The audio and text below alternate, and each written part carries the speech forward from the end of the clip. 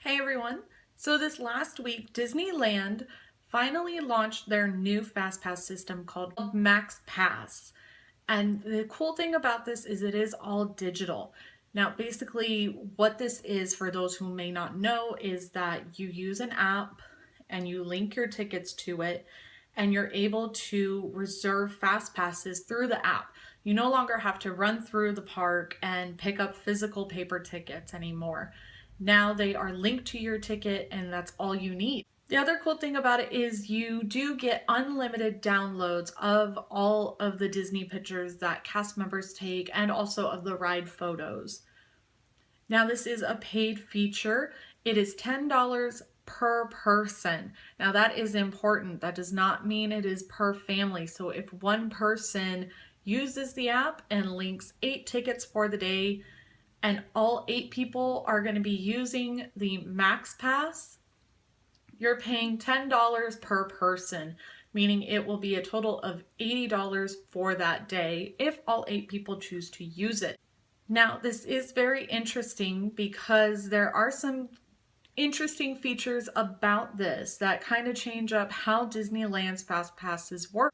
Now, before, you were given a paper ticket and it would have your time listed on it and a barcode, and that would be what they would use to make sure that you had a current and legitimate fast pass. It would just be the paper pass, meaning you could share it with different people if you realized it's 7:10 and my fast pass is at 7:20 for Splash Mountain, but we need to leave the park or we're going to go have dinner or something. You could just give away your fast pass to some random person walking by and they could enjoy it. Well, now they can't, because now it is linked to your ticket, which also has a good side to that, meaning that you don't have to keep track of all these different paper fast passes anymore. All you need is your one ticket. And if you're an annual pass holder, all you need is your annual pass. Now, something interesting about this fast pass feature is you can only have one fast pass at a time. Now, this is very similar to how fast passes worked before. Now with this app, you can only have the one, and that goes for both parks. If you have a park hopper ticket, you can schedule a fast pass for the opposite park you're in. So for example, say you're in Disneyland, but you realize you're going to want to head over to California Adventure and reserve a fast pass for Radiator Springs Racer.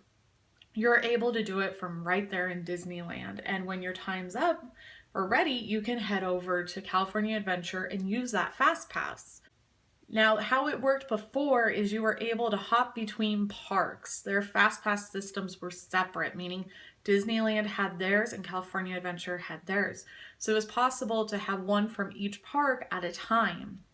Now with the app, you can only have one for both parks, meaning if you're in Disneyland holding a fast pass for Splash Mountain or Big Thunder Mountain or Haunted Mansion or Indiana Jones, you can't reserve a fast pass for Toy Story Mania or Radiator Springs Racers or Mission Breakout.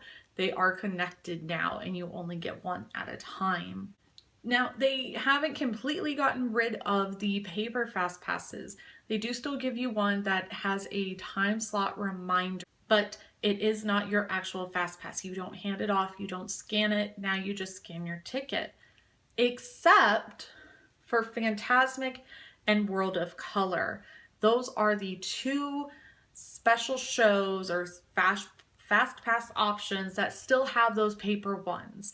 Meaning, if you want a fast pass for Fantasmic or World of Color, you still have to physically go to the kiosk and get one with your valid park ticket. Now, the last interesting thing about this is it is only in park, meaning you have to have had your ticket scanned in one of the parks. If you have a park hopper option, it doesn't matter which park you're scanned in, it will work for both. But if you have a one park per day option, then whatever park you're scanned into, that's where you can get your fast passes for.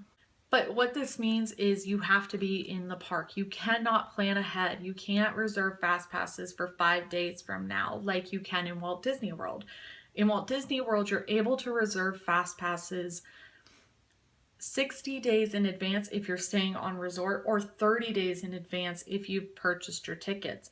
And of course, you can change them or do anything up until your time slot, basically. Even the day of, you can change it and do whatever you want. With Disneyland, though, you must be in the park to reserve a fast pass through this system. So now let's talk about strategies and actually using this while you're in the park. What does this mean when you go to the Disneyland park? So here is what normally without this MaxPass would be my suggestion. My suggestion would be to, if you're in Disneyland and you want to ride Peter Pan, I would suggest getting there at rope drop and going straight to Peter Pan, while one person from your group takes all your tickets and goes and gets fast passes for Fantasmic if that is something you're interested in. And then after Peter Pan, or if that person isn't interested in riding Peter Pan, they can go and get a fast pass for Splash Mountain or something. Now with the Max Pass, I would recommend the same thing. While you're at rope drop, if the app is working and you're able to, try to reserve a fast pass for like Splash Mountain or Big Thunder Mountain Railroad, a bigger ride that has a fast pass basically. And then once rope drop happens, go straight to Peter Pan, as that is a ride that doesn't have fast pass and can get very, very busy throughout the day, with the lines getting as long as 60 minutes or more. While you are going to get in line for Peter Pan, have one person take your tickets and go get those physical fast passes for Fantasmic. As long as your tickets are linked to the app, you can use the fast passes while that person takes your physical tickets to get those Fantasmic fast passes. My suggestion would be link them as soon as you are waiting in line for the park to open.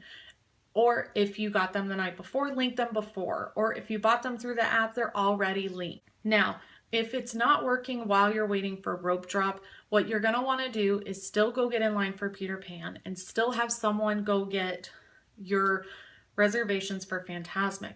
But while you're in line for Peter Pan, if you're walking kind of slow through that line anyways, or if you happen to stop for a minute, get on the app and make a reservation for, Space Mountain or Big Thunder Railroad or Star Tours or whichever ride it is that you're going to want a fast pass for. Now for California Adventure, this is what I would suggest. Again, get there at rope drop if you're able. Make sure your tickets are linked first. Then go straight towards either Radiator Springs Racers or make Mission Breakout, the new Guardians of the Galaxy ride. And again, while you are in line, make fast pass reservations for whichever one you didn't get in line for.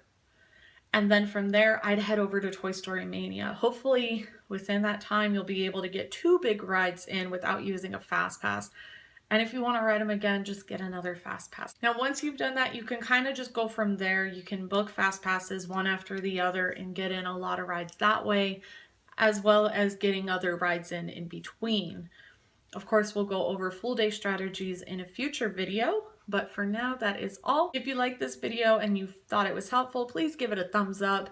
And if you want to keep following me on this adventure while I'm trying to help you plan your Disney vacation, be it Disneyland or Disney World, go ahead and hit subscribe so you can follow along. Just as a disclaimer, I am not affiliated with Disney. I'm not paid by Disney. Of course, I'd love to be affiliated with them. They're an awesome company, but I'm not. And I just do this because I like it. I feel like I have good information about Disney and planning these trips, and I just want to share it because I have that passion for it.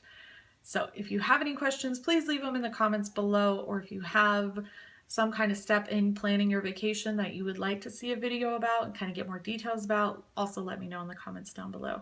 And I will see you on the next one.